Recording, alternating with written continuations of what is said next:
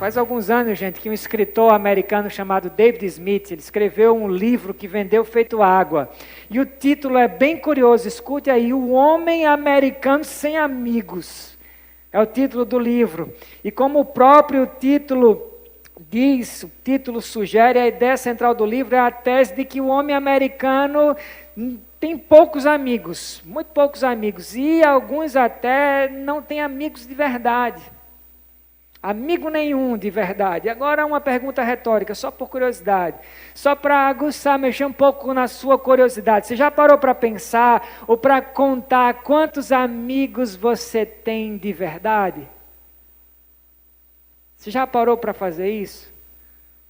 Bom, eu vou transformar essa pergunta retórica em pergunta aberta, tá bom? Levante sua mão se você já parou para pensar alguma vez na sua vida, para contar quantos amigos você tem de verdade. Você já parou para fazer isso? Levante sua mão se você já, por curiosidade. Algumas pessoas fizeram isso, eu vi algumas mãos levantadas aqui. Eu não estou perguntando quantos seguidores você tem no Instagram.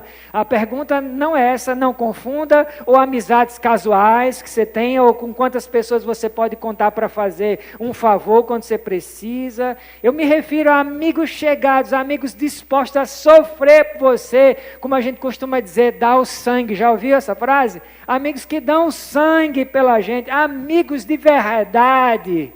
Quantos amigos assim você tem? Amigo para valer. Alguns anos atrás, meu filho começou a ser escanteado na escola. Talvez já aconteceu com você, aconteceu comigo, quando eu era aluno. Então, meu filho começou a ser escanteado na escola por ser cristão e não gostar de conversar sobre os assuntos que os não cristãos conversavam e não fazer as mesmas coisas que os colegas dele que eram não cristãos faziam.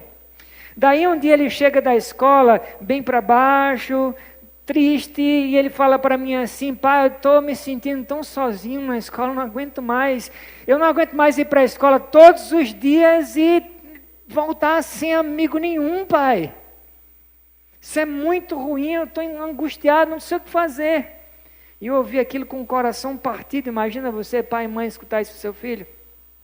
Ao mesmo tempo, o Espírito Santo me deu uma estratégia. Eu entreguei essa estratégia para o meu filho, que eu aprendi observando a forma que Jesus usava para fazer amizades. Jesus tinha uma forma para tudo, e se ele tinha uma forma para tudo, ele também tinha uma forma de fazer amizades. Jesus tinha uma forma de fazer amizade, gente, e eu disse assim: João, sabe de uma coisa? Na sua escola existem outros alunos que também se sentem sozinhos. Sim ou não? Ou será que somente a gente se sente sozinho? Todo mundo se sente sozinho de vez em quando. A gente se sente sozinho mesmo estando rodeado de gente. A gente se sente sozinho de vez em quando. E eu disse: João, com certeza tem gente que se sente lá na sua escola muito sozinho, mais sozinho do que vocês, sem amigos. Eu vou passar uma estratégia, eu falei para ele: eu quero que no próximo intervalo da sua aula, na hora do lanche, você vai andando, você vai sair andando lá pelo pátio da escola e você vai perceber quem são, quantas são essas pessoas solitárias. E você vai ser, João, o amigo que você espera que essas pessoas sejam para você. Você vai ser esse amigo que você tanto procura. Você não idealiza um amigo, então eu quero que você seja esse amigo que você idealiza. Seja o amigo que essas pessoas tanto precisam, que você precisa. O fato é que João estava triste. E o momento da tristeza é uma ótima hora. Escute isso. O momento da sua tristeza é uma ótima hora para você testar quem são os seus amigos de verdade, quem são esses amigos, ou para fazer amigos de verdade. Quem são ou para fazer? Provérbios 17 deixa para a gente uma dica quando diz assim, olha só que dica fabulosa, você vai lembrar assim que eu começar a dizer esse versículo: em todo tempo. Quem lembra desse versículo? Em todo tempo, ama um amigo. E na angústia nasce o irmão, ou se faz o irmão. Provérbios 18:24 diz assim, que existe amigo mais chegado do que irmão. Existe, a Bíblia está dizendo, tem amigo que é mais chegado, mais próximo do que um irmão. Você já teve um amigo mais chegado do que irmão? Olha aí, tem gente que levantou bem rápido a mão. Bom, né? Caso você tenha, ou você já teve, você é um sortudo. Porque esse tipo de amigo é tão raro quanto a Pfizer, gente. É muito raro. É raro. Coronavac, né? Tem a AstraZeneca. E a AstraZeneca dizem que quando a gente toma, a gente já desce rasgando, né? Você já chega em casa que só a graça fica 2 dias aí. Se você tomar a AstraZeneca e tem só uma dor de cabeça, você é muita sorte, mas você é um chosen one, um escolhido mesmo. Pois é, um amigo desse tipo mais chegado do que irmão é coisa raríssima. Um amigo mais chegado que o irmão é pura graça de Deus, é um presente. Se você tem, saiba que você ganhou um presente do céu, um presente não merecido, é pura graça de Deus. No famoso clássico da literatura infantil que virou desenho animado, A Menina e o Porquinho. Talvez você não leu o livro, mas você assistiu com o seu filho ou sua filha mais de uma vez. Eu tinha um CD da Menina e o Porquinho e eu assistia com Shirley e João. Eu acho que assisti dezenas de vezes, né, Shirley? Sei lá, talvez até centenas. João adorava esse desenho. Você já assistiu A Menina e o Porquinho? Deixa eu ver quem assistiu. Levante sua mão aí se você assistiu. Muita gente assistiu. Então está familiarizado com a história. Mas para quem não está familiarizado com a história, você vai aqui entender. Se você assistiu ao filme, você lembra da história. Charlotte, a aranha, ela começa a tecer mensagens para os humanos em forma de teia, para salvar o Wilbur. Quem era o Wilbur mesmo? O porquinho.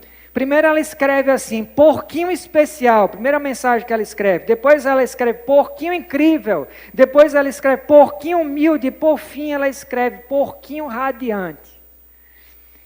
E de alguma forma ela faz os humanos acreditarem que foi o Wilbur que escreveu aquilo ali na teia, as mensagens. Assim ela consegue evitar que o Wilbur vá para uma bandeja bem assado e com a maçã na boca. Já nos últimos momentos de vida de Charlotte, Wilbur, curioso, ele pergunta a ela assim, por que você fez tudo isso por mim? Eu não mereço nada disso, eu não fiz nada por você. Por que você fez isso por mim? Daí Charlotte responde, você tem sido meu amigo. Você tem sido meu amigo. Isso por si só já é uma coisa tremenda. Eu teci minhas teias, Wilbur, por você, porque eu gosto de você. Afinal de contas, o que é a vida? Olha só, a aranha filosofando, gente. O que é a vida? A gente nasce. Aí ela continua, Charlotte vai dizendo assim, a gente vive um pouco, a gente se vai. A vida de uma aranha é uma bagunça, ela diz. Com toda essa coisa de tecer teias, comer moscas. Ao ajudar você, Wilbur, eu elevei minha vida acima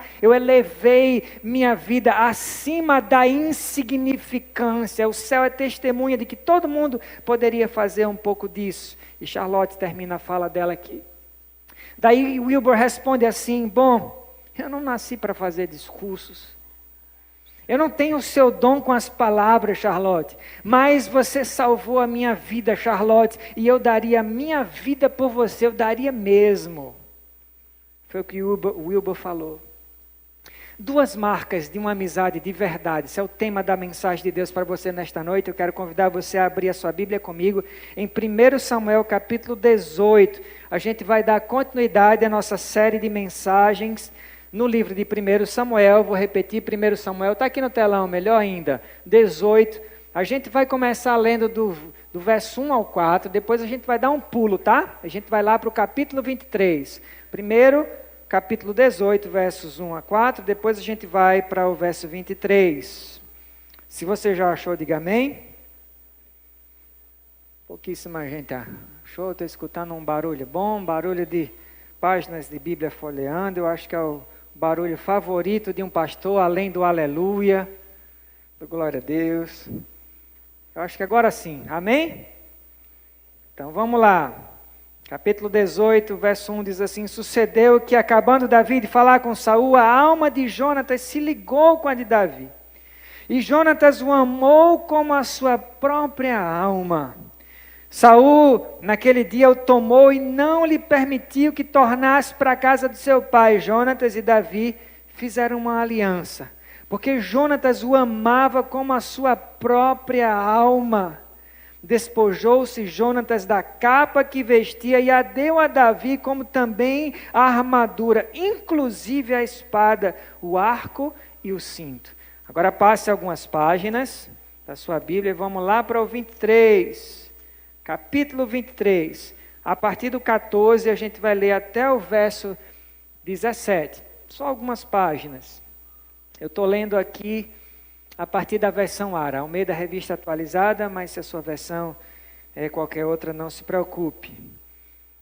Qualquer outra, que eu digo das mais populares, conhecidas, né? Dentro da cristandade histórica.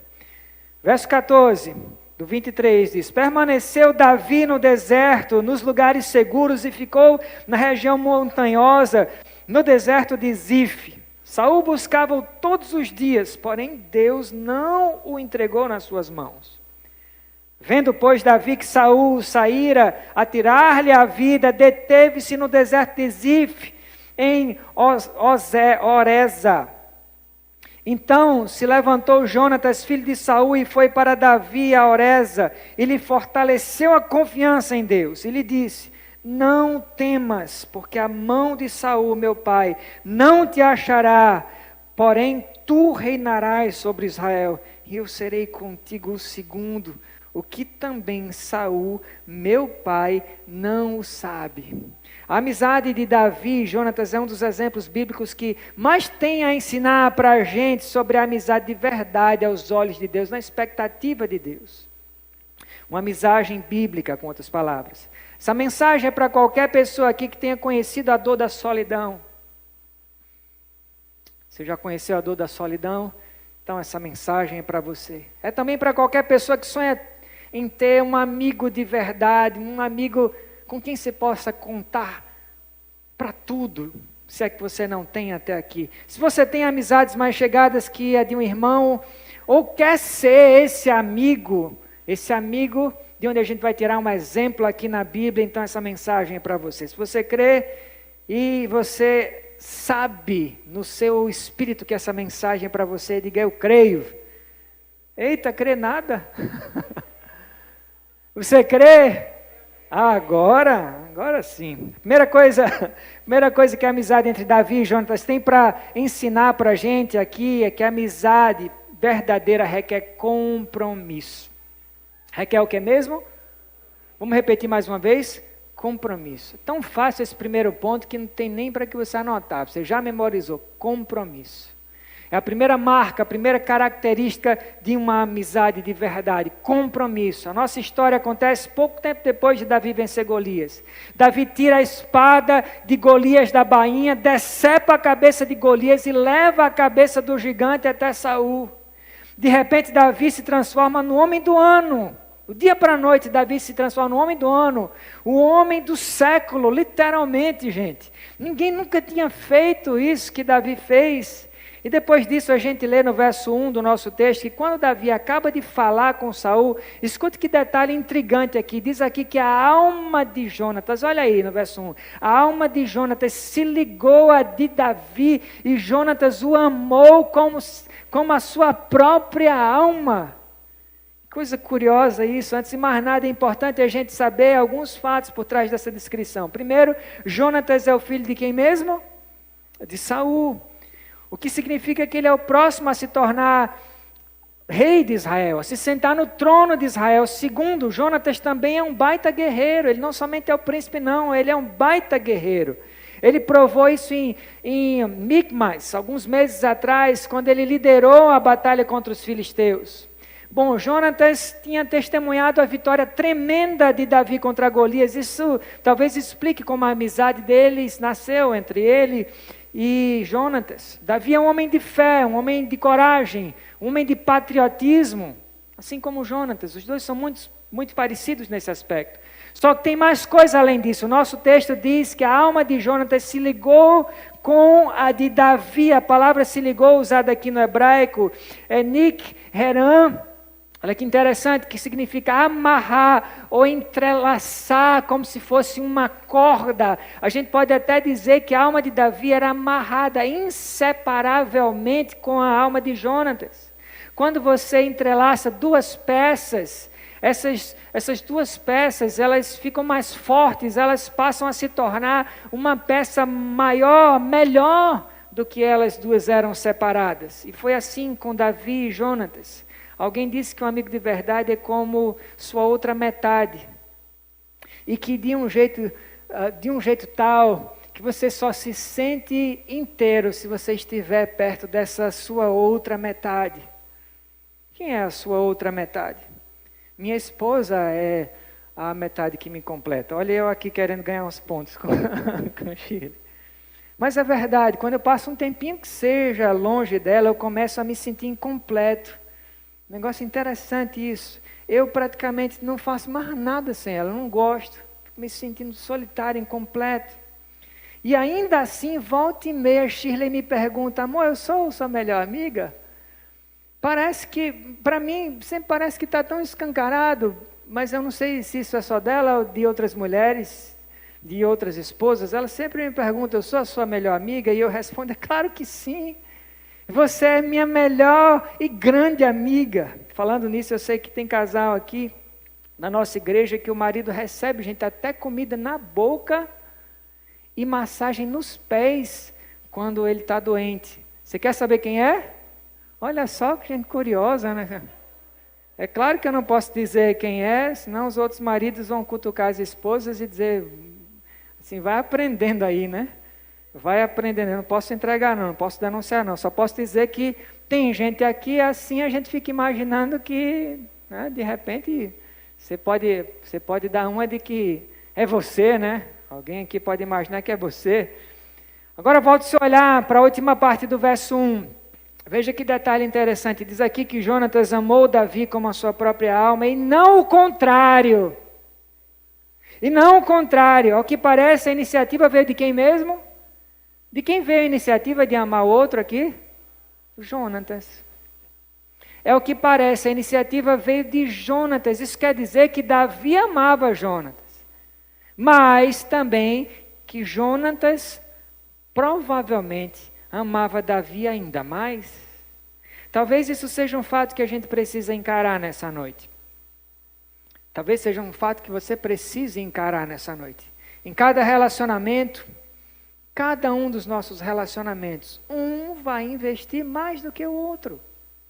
É natural. Isso vai acontecer naturalmente. Então, talvez você tenha aquela expectativa idealizada de que o outro ame você igualzinho no mesmo nível. É utópico isso. Então, ao invés de você ficar se torturando e se questionando assim, por que fulano? Talvez você diga para a pessoa diretamente, ou diga para Deus, ou com você mesmo, você fica se perguntando, se torturando, por que fulano não faz por mim o que eu faço por ele? Por que fulano não faz por mim o que eu faço por ela? Eu faço tanta coisa, invisto tanto, por que eu não ganho em troco na mesma medida que eu dou? Que tal dizer a Deus, isso aqui é uma proposta para você levar para a sua casa, e tentar viver isso aqui com toda a força que você puder. Que tal dizer para Deus assim, obrigado Deus. Obrigado, Senhor, pela oportunidade que o Senhor me dá de me doar tanto nesse relacionamento. Eu me desgasto mesmo, sabe? Eu me esfolo de tanto me doar nesse relacionamento. Que tal agradecer a Deus por essa oportunidade? Afinal de contas, meu irmão, minha irmã, só doa bons conselhos quem é sábio. Já viu alguém que não é sábio doar conselhos bons de verdade? Se você doa bons conselhos para o seu amigo, para essa pessoa com quem você se relaciona, você só doa porque você é sábio. Só divide recursos quem tem recursos. Só doa amor quem tem amor. Se você está dando tanta coisa, se você está dando tudo isso e muito mais, é sinal de que você tem a ponto de dividir. Você já parou para pensar nisso? Se você se doa tanto e recebe tão pouco de volta, é sinal de que você tem muito para dar, você está transbordando de recursos para todo lado. Sejam recursos emocionais, sejam recursos intelectuais, sejam recursos financeiros, sejam talentos, não interessa, Deus está te dando tanto para você dividir. É um sinal de que você é a resposta de Deus para o seu amigo. Que tal isso? O que importa se você ama mais do que você é amado? O que importa? Por que você fica tanto atrás disso? Não estou pensando em ninguém não, tá? Eu falando para você, não passa um nome na minha cabeça enquanto eu estou falando isso, mas se aplica a você, aleluia. Mas o que é que importa? Por que você se apega tanto a isso? Que você tem que ser amado mesmo à medida que você ama. O que importa é que Deus seja glorificado nisso também, meu irmão. Se Deus é glorificado no fato de você amar mais do que o outro lhe ama, a Ele é glória. A Ele é glória. Nisso também. Deus sabia que Davi precisava de um amigo como Jonatas, e Deus deu a Davi exatamente o amigo de que Davi precisava. Meu amado, você é exatamente o amigo que o seu amigo precisa. Você é o amigo que o seu amigo precisa ou vai precisar. Por isso que Deus colocou você na vida desse amigo, e às vezes a carga maior do relacionamento vai pesar no seu ombro mesmo. É bom já ir se acostumando. Vai pesar no seu ombro mesmo, mas é para você se orgulhar em Deus, porque isso quer dizer que Deus confiou essa carga a você, não foi a outra pessoa não. Porque Ele sabe que você dá conta do recado, muito embora às vezes você pense assim, Deus está difícil, eu não consigo, está impossível. Não está impossível, é tanto que Deus deu essa missão para você. Lendo as próximas cenas da história da amizade de Davi e Jonatas, a gente vê que a carga sempre pesou mais no ombro de quem mesmo? Jonatas. Sempre. Você lê o resto da história, você vai ver que sempre pesou uma baita carga nos ombros de Jonatas. Jonatas é a prova viva de que em todo tempo ama o amigo. E existe amigo mais chegado que irmão. Isso parece injusto para você? Pode parecer. Pode parecer injusto para você. Se parece, talvez seja porque a gente tende a avaliar a nossa amizade com base no fato de que o amigo atende às nossas necessidades, e não baseado no fato de que a gente atende ou não às necessidades do amigo. É ou não é assim? Ou não é a lógica normal das coisas? A gente tende a escolher a dedo, às vezes, as nossas amizades, baseado no quanto a gente pode ter de retorno com fulano, com cicrano, com beltrano. A verdade é que se você decidir focar em você primeiro, pode apostar, olha só esse recado, escute aí. Se você decidir passar a sua vida focando em você mesmo, a gente vive uma espécie de moda, pode ver nas mídias sociais, uma espécie de moda desse mote, amor próprio. Existe uma bandeira hoje do amor próprio, como eu nunca vi em toda a minha vida, gente. Vocês já perceberam isso? Ame primeiro você, se concentre em você, foque nos seus sonhos, foque nos seus desejos, foque nas suas emoções, cuide de você. Se você não amar você mesmo, ninguém vai amar. Eu. É o que está acontecendo. Então, se você decidir continuar comprando essa bandeira aí, sabe o que é que vai acontecer? Você pode ter 5 mil seguidores no Instagram. 10 mil, 15 mil, 20 mil, tem gente que tem 1 milhão, eu arrisco dizer o seguinte, eu me avoro a dizer que tem gente que tem 1 milhão de seguidores no Instagram, mas não tem amigo de verdade nenhum, sabe por quê? Porque comprou a bandeira do amor próprio, que está acima do amor que você deveria dividir com o outro. Você só vai experimentar o que é amigo mais chegado com o irmão quando você aprender a amar desse jeito aqui. O jeito que Jonatas amou Davi. Repare o que diz o verso 4. Despojou-se Jonatas da capa que vestia e deu a Davi, como também a armadura, inclusive a espada, o arco e o cinto. Seja tudo, não sei como. Quase ficou nu. Quase que ele tira tudo para dar aí ao amigo dele, Davi. Isso era simbólico, gente. Isso nada de graça não, tem um símbolo por trás dessa atitude aqui. Eu não sei se você parou para pensar nisso, mas a capa de Jonatas é a capa, não é a capa de Nilmar, não. Se eu estou andando com a capa de chuva, aí eu dou para alguém, minha capa, talvez até alguém assim alguém mais espiritualista, vai pensar assim, poxa, se eu pegar nessa capa, se essa capa passar em mim, quem sabe seja curado, quem sabe eu ganhe uma bênção. Bom, minha capa é uma capa comum, mas a capa de Jonatas não era uma capa comum, era a capa de quem mesmo? Quem falou aí? Alguém falou? Exatamente, Elaine, era a capa de um príncipe, gente. Era a capa de um príncipe, ela simbolizava que Jonatas era o próximo na linhagem real. Isso quer dizer que em oferecer a capa dele a Davi, ele está dizendo o que mesmo? Você já entendeu o recado. E Jonatas entregou, sabendo disso, ele estava dizendo assim, eu sei que um dia você vai ser coroado rei de Israel e não eu. E eu abro mão do meu reino por você, meu amigo. É isso que o cara está dizendo aqui, meu irmão. Ele não está só entregando a capa como quem empresta uma coisa e depois pega de volta, não. Ele está transferindo simbolicamente o que ele sabe que vai ser de Davi, porque Deus já tinha prometido. Meu amado, minha amada, para muitos de nós, as nossas amizades não passam de competições mascaradas. Eita, isso é forte, né, pastor? Mas é assim mesmo, estou pregando a palavra de Deus. A gente costuma pensar assim, eu vou ser seu amigo, está tudo bem, mas contanto que você nunca conquiste mais coisas do que eu conquiste. Contanto que você nunca seja mais feliz do que eu seja. Contanto que você nunca seja mais amado do que eu. Nesses termos eu topo que a gente seja amigo. Mas o nosso texto deixa escancarado para a gente o recado de Jonatas. Por trás do gesto dele aqui é como se ele estivesse dizendo, eu quero o melhor de Deus para você, meu amigo, ainda que eu precise perder para valer. Não é perder um pouquinho, não, ainda que eu preciso perder para valer, e sabe do que mais? Eu sei que eu vou perder. É como se Jonas estivesse dizendo, eu sei que eu vou perder, cara, eu já sei disso, não é nenhuma novidade para mim não, mas eu topo, eu já estou topando perder por você, porque você é meu amigo de verdade. E eu quero o melhor para você do que eu quero para mim mesmo. Fica aí. E aí, você está disposto?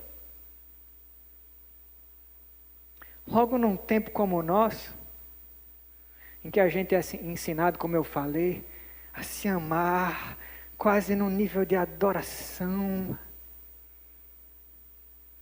Uma pergunta, onde começa a amizade verdadeira? Só para você pensar, onde é que começa a amizade verdadeira? Começa com compromisso. Repita comigo, compromisso. Começa assim, começa com compromisso. E esse tipo de compromisso tem duas partes. Primeiro, é um tipo de compromisso baseado na fé em Deus. Baseado no que mesmo, gente?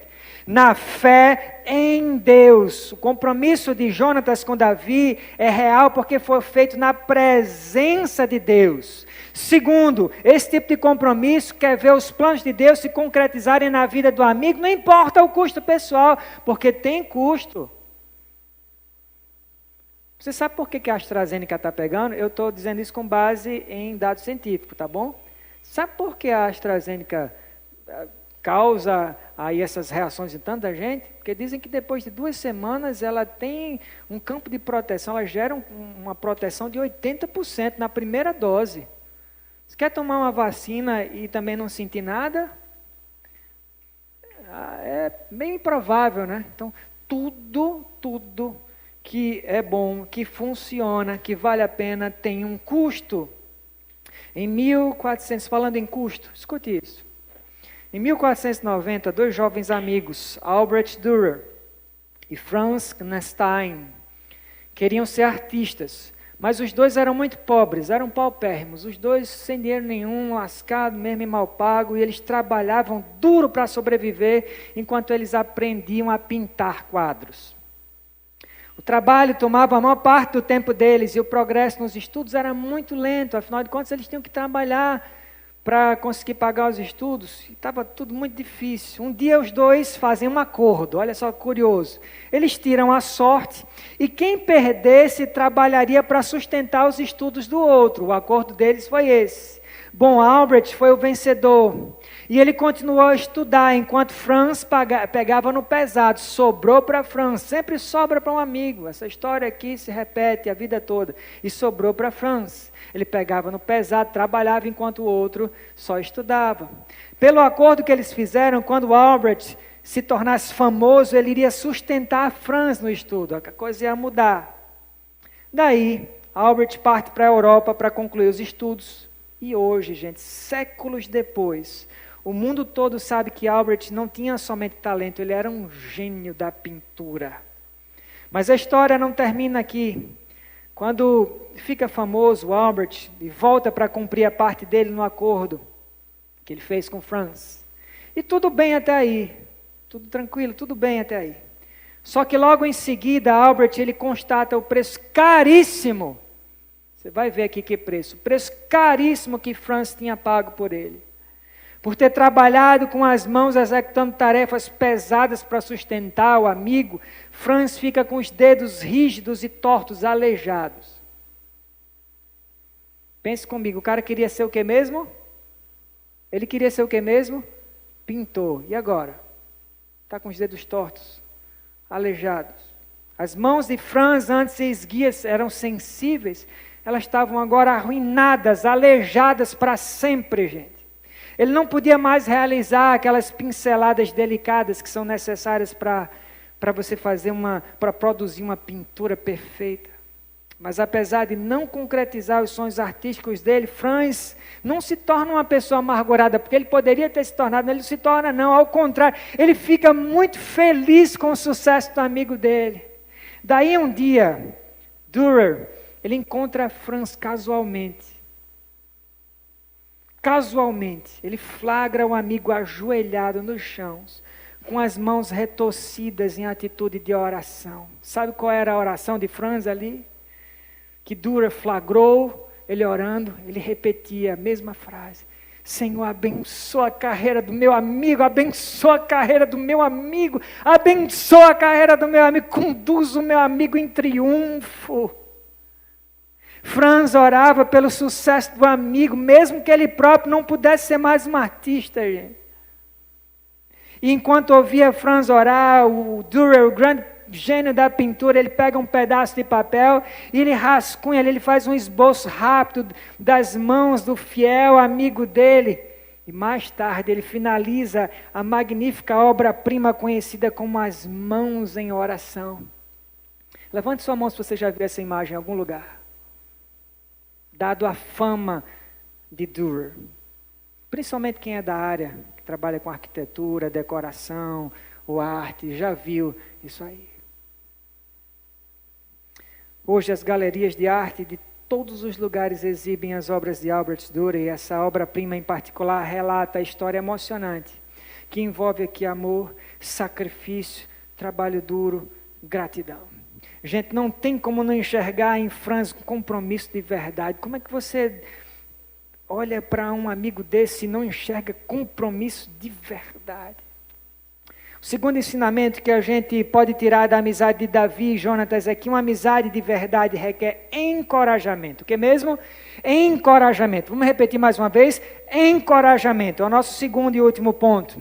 Os meses se passam, anos talvez, e Saul fica possuído de inveja pela fama de Davi, que obscurece a fama de Saul. Daí Saul começa a querer matar Davi. Davi não vê outra saída, ele tem que fugir do palácio. Ele tem que ficar longe das vistas de Saul. Então Davi, que antes era aclamado pelas multidões como herói, como vencedor, derrotador de gigantes, agora ele passa a ser perseguido como se ele fosse um criminoso, um fugitivo da lei, caçado como um animal pelas tropas de Saul. Daí, então, Davi foge para um dos lugares mais desolados de Israel, o deserto de Zif. Como a gente leu aqui, o lugar que a gente chamaria de deserto de Negev. Davi vai de um lugar para outro, ele fica assim, peregrinando de um lugar para outro, fugindo, se escondendo, sempre desconfiando da própria sombra. Davi fica por um tempo apavorado, desconfiado de tudo e de todos. Ele está exausto, apavorado e frustrado. Os soldados de Saul estão cada vez mais próximos de Davi. E na verdade a Bíblia diz que Saul manda todo o exército dele, não uma tropinha qualquer não, manda o exército todo emparelhado para pegar Davi. E diz aqui no verso 15 do capítulo 23, que Saul não iria descansar enquanto não matasse Davi. Somente quem passou por meses ou anos até de provação pode imaginar como Davi está se sentindo aqui. Talvez você está nessa, meses, anos, tanto tempo numa prova que você já perdeu a conta. Davi ficou tanto tempo na prova que ele chegou literalmente ao fundo do poço, ele foi caindo até chegar ao fundo do poço. Sem dúvida ele tem que ter escutado aquele bafo quente do inimigo falando no ouvido dele, ou até cantando talvez o refrão daquela música que talvez você conhece: onde está teu Deus? Onde está teu Deus? Onde está teu Deus? Você já escutou o inimigo cantando isso para você? Ou repetindo isso para você? Tem alguém aí que pelo semblante eu acho que tem escutado isso tantas vezes. O inimigo sarcasticamente perguntando: e agora? Cadê o teu Deus? Onde é que ele está? Você não se gaba tanto de que seu Deus é Emanuel, que seu Deus faz maravilhas, que Ele é o mesmo ontem, hoje e será para sempre, que Ele é o leão da tribo de Judá, que o seu Deus é El Shaddai, que o seu Deus é Rafá, que o seu Deus é Jiré, providência. Não estou vendo nada, não estou vendo ninguém que está o canto mais liso. Onde está o teu Deus? Onde está o teu Deus? Eu tenho quase certeza que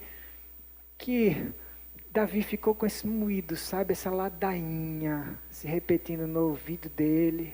Principalmente porque Davi não é um cara de poucas vitórias e vitórias pífias, não. Davi é o cara que venceu o leão, um urso e um gigante de quase 3 metros. E convenhamos, não é todo mundo que vence esse tipo de coisa, não é todo dia.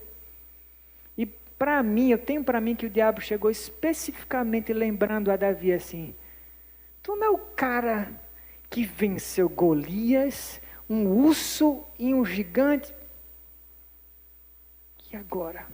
Onde está o teu Deus? Agora a vitória contra Golias é só uma memória distante. Bem longe. Já aconteceu com você de Deus ter feito maravilhas na sua vida? Levante a sua mão se Deus já fez maravilhas na sua vida. Levante a sua mão. Talvez algumas dessas maravilhas estão tão longe na sua memória que você teria trabalho até para relembrá-las agora. Você só sabe o que Ele fez, porque afinal de contas Ele é maravilhoso, mas se trata de uma memória bem longe. A memória da derrota de Golias é uma lembrança bem distante agora. E o nível de pavor de Davi faz Davi clamar a Deus por socorro, literalmente, gente. O Salmo 54 registra a oração de desespero de Davi. O desespero que leva Davi a orar e clamar a Deus. Veja só o que é que ele diz aqui, quando ele está acuado justamente no deserto de Zif. Davi lhe orou aqui no Salmo 54, num momento que ele estava acuado, sendo perseguido pelas tropas de Saul. Olha só, ouça que oração visceral, sabe, de dar assim um frio na barriga, quando Davi diz, Salmo 54, se eu fosse você eu anotava para depois ler em casa, quem sabe até orar em casa, se você está na mesma situação. Davi diz assim: ó Deus, salva-me, salva-me pelo teu nome, faz-me justiça pelo teu poder. Escuta, Senhor, a minha oração, dá ouvidos às palavras da minha boca, pois contra mim se levantaram os insolentes e os violentos procuram tirar a minha vida, não tem Deus diante de si. E bem na hora dessa crise horrível, é nessa hora que Davi clama a Deus e que Jonatas aparece. Jonatas aparece justamente nessa hora. Como é que ele descobre o lugar onde Davi está escondido? O fato é que ele descobre, a gente não sabe, o texto não diz. A gente só sabe que Jonatas aparece bem na hora que Davi mais precisa. Jonatas chega exatamente quando Davi está se sentindo abandonado pela multidão que antes aclamava ele como herói. O pastor Hernandes Dias Lopes disse que um amigo de verdade é aquele que chega quando todo mundo já foi embora. Festa acabou bem bom, todo mundo já foi, todo mundo já comeu, todo mundo já festejou, todo mundo já usou você. O seu amigo de verdade chega nessa hora. Segundo diz o pastor Hernandes. Agora repare que Jonatas chega com uma missão. Que missão é essa? Veja comigo a última parte do verso 16 do capítulo 23, diz assim, olha só, diz, e, entre parênteses, Jonatas, estou colocando aí, e Jonatas fortaleceu a confiança de Davi em Deus. Essa é a missão. Você entendeu sua missão com seu amigo? Eu vou repetir o versículo. E Jonatas fortaleceu a confiança de Davi em Deus. Meu amado, minha amada, o encorajamento é uma das marcas mais importantes de uma amizade verdadeira. Uma das melhores coisas que um amigo pode fazer é ajudar o outro amigo a encontrar força em Deus. Encorajamento é resultado de comprometimento. Só encoraja quem está comprometido. Quem não está comprometido não está nem aí, dane-se. Mas quem está comprometido, encoraja. Encorajar alguém, injetar coragem de novo nas veias de alguém. Eu duvido que alguém nunca esteve encorajado na vida. Por isso que eu digo que encorajar é injetar coragem de novo. É colocar coragem quando aquela pessoa que tinha coragem antes já perdeu a coragem, você coloca um pouco, você dá a segunda dose. Tomara que seja de Pfizer. Eu insisto nesse ponto. Não importa. O que importa é que você esteja protegido por Deus. Seja lá qual for a vacina, os meios. Amém ou não amém? Amém. Encorajar é dizer assim, fica tranquilo, meu amigo. Vai dar tudo certo. Você escuta isso da boca de um bocado de gente, não faz a menor diferença, mas se você escutar da boca do seu melhor amigo, você sabe que é amigo de verdade, isso é capaz de levantar você na hora, quando você escuta de um amigo mesmo, um amigo daqueles de verdade. Fica tranquilo, meu amigo. Vai dar tudo certo. É ou não é verdade? Levante sua mão se você já ficou bem depois de ter escutado isso de um amigo de verdade. Conta-se a parábola de um rapaz que estava andando pela rua, quando de repente ele cai numa vala funda e íngreme. E a vala era tão funda que ele caindo, e as paredes eram tão lisas que ele não conseguiu sair. Ficou lá gritando, me ajuda, me ajuda, me ajuda. E demorou para algum passante, algum transeunte passar ali por perto. De repente, qual é a primeira pessoa que passa perto da vala? Um médico. O médico vai passando pela vala e o rapaz grita lá da vala, ei, doutor, me ajuda, eu caí aqui, me dá uma mão, por favor, me tira daqui, eu não consigo sair. O doutor se aproxima da vala, olha para baixo e diz assim, espera aí, eu tive uma ideia. O doutor tira um papel de receita, um receituário, e aí ele começa a escrever uma receita, dobra o papel e joga o papel no poço para o rapaz, depois sai andando. E o rapaz fica lá sem entender nada, abre a receita, mas o que é que isso vai fazer? Que diferença? O rapaz continua gritando, socorro, me tira daqui, alguém me ajuda. A segunda pessoa que passa perto da vala é um padre. Aí o padre vai passando e o rapaz dentro da vala fala assim, padre, me ajuda, eu caí dentro dessa vala, não tenho quem me tire, você pode me ajudar, você pode me dar uma mão aqui? O padre pensa um pouco, tira um papel do bolso, mais uma vez um papel. Tira um papel do bolso, escreve uma rápida oração, dobra o papel e joga o papel no poço para o rapaz. Nada feito. Oração é bom, mas o que o rapaz precisava na hora mesmo era o quê? Isso. Era um braço estirado para puxar ele, e não uma oração. E o fato é que aquele rapaz continua lá no poço gritando, alguém me ajuda, alguém me tira daqui. As pessoas iam passando de lá, não estavam ouvindo. De repente, aquele rapaz avista o amigo dele, o melhor amigo dele, Sebastião. Daí ele vê Sebastião passando e diz, Sebastião, Tião, olha eu aqui, me ajuda, eu caí nesse buraco, eu não tenho como sair, por favor, me tira daqui, faz alguma coisa. E Tião não tem dúvida. Tião vendo um amigo dele lá no poço, Tião pula no poço. Aí o amigo olha para ele, cara, tu é burro. O que é que tu está fazendo? O que é que tu fez, cara? Eu preciso de ajuda, eu grito ajuda, tu pula dentro do poço, agora estou eu e tu, dentro desse poço, e o que é que a gente vai fazer agora? O que é que tu tinha na cabeça, cara, quando tu pulou aqui? Olha a resposta de Tião. Que resposta massa. Essa resposta só vem de amigo de verdade mesmo. Primeira coisa que ele disse, fica tranquila, vai dar tudo certo. Depois ele diz assim, estamos dois aqui, nesse poço. Mas fica tranquilo, vai dar tudo certo. Sabe por quê? Porque eu já caí nesse poço outra vez, nesse poço aqui, antes. E eu sei a saída.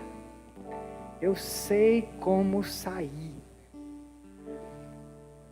É bom quando a gente pode oferecer uma saída a um amigo, é ou não é? É ótimo, é o ideal. É ótimo quando a gente tem uma palavra certa para dizer a um amigo na hora da dor e da aflição, é ou não é? Só que infelizmente nem sempre a gente tem. E nesses dias de Covid, nesses dias de crise econômica, crise hidrelétrica, crise moral, crise, parece que é a palavra de ordem, a gente, mais do que nunca, não tem as palavras certas, a gente não tem muitas soluções para dar, não só para os nossos melhores amigos ou amigos, para quase ninguém, nem para a gente mesmo. Nessas horas que a gente gostaria de dizer a palavra certa ou dar uma solução para um amigo e não consegue, eu penso que simplesmente dizer assim, ei, você tem um amigo em mim, eu sou seu amigo, eu sou seu amigo de verdade. Eu acho que isso ajuda muito, você não acha? Eu acho que isso ajuda muito. Talvez porque foi com essas mesmas palavras que Jesus encorajou os discípulos dele quando ele estava prestes a ser pendurado numa cruz por nossos pecados. Meu amado, minha amada, escute o que Jesus diz para você também nesta noite em João 15:15. Embora você já conheça esse versículo aposta, você adora escutar ele de novo, porque é um dos versículos que eu mais gosto de escutar de novo, e de novo, e de novo, e de novo. Jesus diz assim para você nesta noite: hoje eu não chamo você mais de meu servo, hoje eu chamo você de amigo. Que tal escutar isso da boca de Jesus? Ajuda ou não ajuda? Ei, quando um amigo precisar de encorajamento e nenhum encorajamento for o bastante, que tal esse? Que tal lembrar o seu amigo que ele tem um amigo em você? Que tal simplesmente só dizer para o seu amigo, aí você tem um amigo em mim? Melhor ainda, que tal lembrar o seu amigo que ele tem um amigo em Jesus? Meu amado, minha amada, Jesus é o seu maior e melhor amigo, um amigo verdadeiro. O amigo que não te abandona na hora da angústia, amigo que você pode confiar, não importa a situação. Jesus é Emmanuel, foi cantado aqui, Deus conosco para todas as horas. Jesus é amigo intercessor, ele vive a orar por você e as orações de Jesus fazem diferença. Tem horas que eu oro e eu não vejo muita coisa aparentemente acontecer, aí eu digo assim, Jesus, ora por mim, porque as minhas orações, eu não sei o que está acontecendo com elas, mas eu sei que o Senhor ora por mim e as tuas orações sempre são ouvidas. Ele mesmo disse, quando ele falou com o pai dele, Pai, eu sei que sempre me ouves, lembra disso? Ele sempre é ouvido, Emmanuel sempre é ouvido, ele é Deus com você, ele é seu intercessor, ele ora por você. Jesus é um amigo que, como homem, ele conhece as suas fraquezas, ele conhece a sua dor, por isso você pode confiar nele, ele sabe como te encorajar. Jesus sabe como te encorajar. Agora veja aqui no verso 17 do capítulo 23, verso 17, como Jonatas encoraja Davi. Ele fala 4 coisas para Davi, 4. Primeiro ele diz assim, não tenha medo. Olha como ele encoraja o amigo dele. Não tenha medo, porque o meu pai não vai encostar um dedo em você. Primeiro encorajamento. Segundo encorajamento, Jonatas diz assim, um dia você vai se sentar no trono de Israel, cara. Segundo encorajamento. Terceiro, eu vou servir você ao seu lado. Quarto encorajamento, ele diz, até o meu pai já sabe disso. Caramba, pense num amigo das galáxias. Que encorajamento, que fé em Deus. Jonatas arrisca a vida dele para ir até Davi, um fugitivo da corte, e dizer assim, meu amigo, você vai conseguir, fica tranquilo, sabe por quê? Porque Deus prometeu, por isso você vai conseguir, e por isso um dia você vai ser rei, e eu vou servir você ao seu lado. E essa é a última vez que Davi vê Jonatas em vida. Depois disso, Jonatas é assassinado pelas mãos dos filisteus no monte Gilboa. Quando Davi ouve sobre a morte do grande amigo dele, melhor amigo dele, ouça o que ele diz aqui em 2 Samuel 1, versos 26 e 27. Não precisa abrir não, eu vou ler para você. Eu vou ler na versão NVT. Com o rosto lavado em lágrimas, Davi diz assim, como choro por você, meu irmão Jonatas. Quanto eu estimava Seu amor por mim era precioso, mais do que o amor das mulheres. Como caíram os valentes, estão mortos, despojados de suas armas. São duas as marcas que a gente viu aqui em alto relevo de uma amizade de verdade, que a gente encontra nessa história. Uma marca que resulta da outra, um encorajamento que resulta do compromisso. Duas marcas que explicam a amizade entre Jonatas e Davi. Ou melhor, dizendo, não explicam, explicitam, mas não explicam. A gente tem que cavar mais fundo se a gente quiser entender mesmo o segredo da amizade deles dois. E o segredo está no capítulo 20, verso 23, onde Jonatas diz assim a Davi. Ele diz, o Senhor está entre mim e ti para sempre. Esse é o segredo. O Senhor está entre mim e ti para sempre. Meu amado, minha amada, quando Deus está no relacionamento, essas duas pessoas crescem e essa amizade dura para sempre. Quando Deus está entre duas pessoas, a amizade delas sobrevive à separação. Talvez você esteja temporariamente separado do seu amigo, talvez você esteja temporariamente separado do seu cônjuge, se não fisicamente, talvez os dois estão em casa, estão separados no coração, mas se foi Deus quem juntou, a amizade de vocês sobrevive a essa separação, aos desentendimentos, aos tempos difíceis.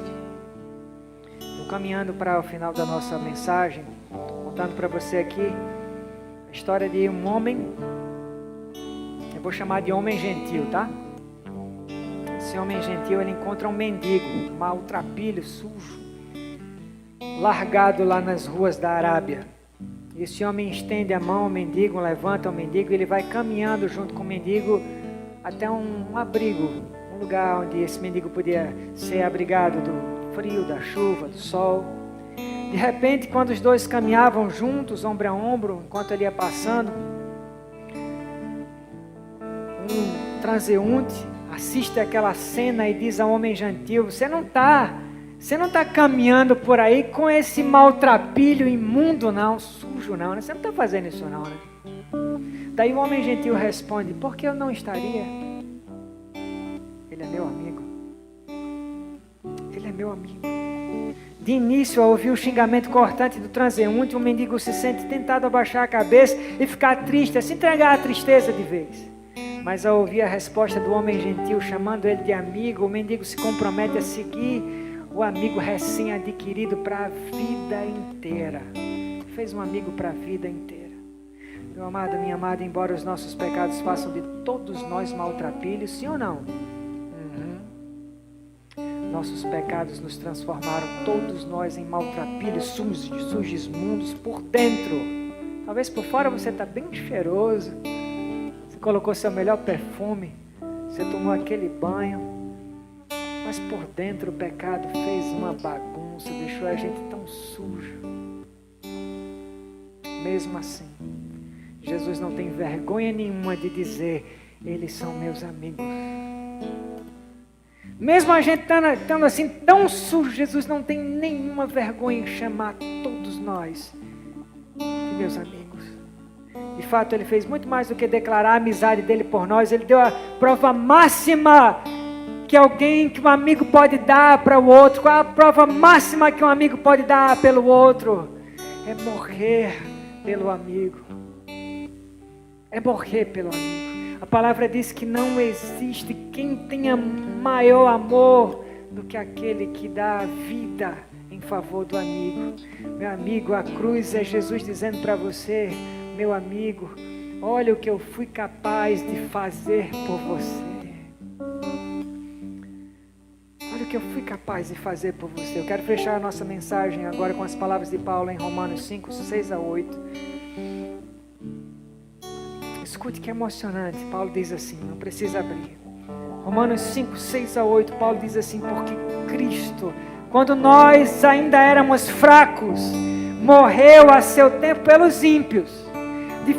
Dificilmente alguém morreria por um justo, pois poderá ser que pelo bom alguém até se anime a morrer. Agora vem a melhor parte, a parte mais arrepiante de todas. Segure o fôlego para escutar isso.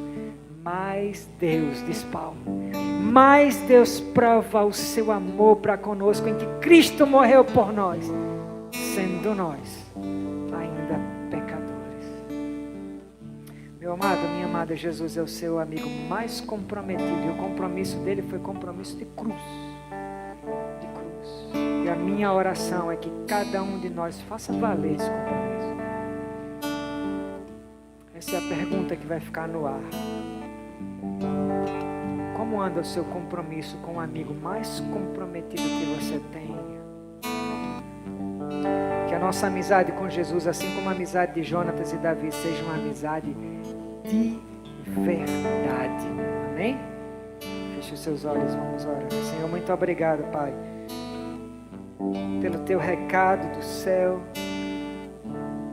pelo exemplo de Jonatas e Davi como uma amizade de verdade, e melhor ainda, pelo melhor exemplo de amigo, que é o teu Filho Jesus.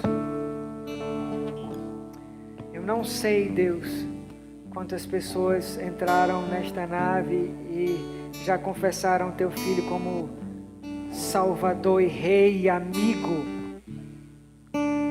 Mas para aqueles que não fizeram isso ainda, eu convido você a render a sua vida e a sua amizade a Jesus.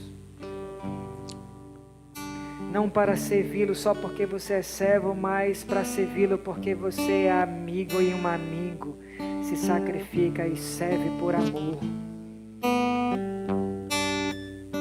Eu quero convidar as pessoas que estão também nos assistindo e nunca fizeram isso, se sentem compelidos a entregar a vida a Jesus, o melhor amigo, amigo fiel, Deus e Rei. Repita comigo essas palavras sinceramente, de coração. Você não precisa falar audivelmente, porque Deus já ouve a voz do seu coração. Você não precisa pronunciar palavras audivelmente. Então repita no seu coração assim, com sinceridade: Senhor Jesus, eu te confesso como o meu Senhor, o meu Salvador e meu amigo. Perdoa as minhas mazelas, os pecados que eu cometi nessa vida, que primeiro sempre foram contra ti, contra Deus, contra o Espírito Santo. Eu me rendo a ti, Jesus, a ti, Deus Pai, a ti, Espírito Santo. Vem fazer morada no meu coração. Purifica-me com o teu sangue, Jesus. Escreve o meu nome no livro da vida. Me transforma em teu amigo e teu filho, meu Deus. Em nome de Jesus.